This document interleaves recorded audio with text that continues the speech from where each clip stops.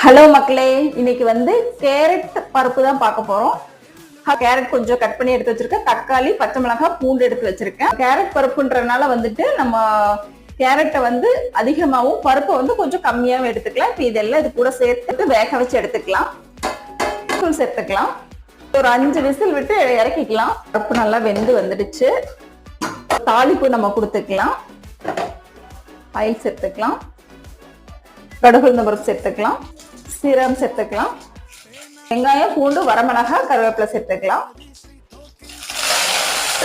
கொஞ்சம் பெருங்காயம் சேர்த்துக்கலாம்.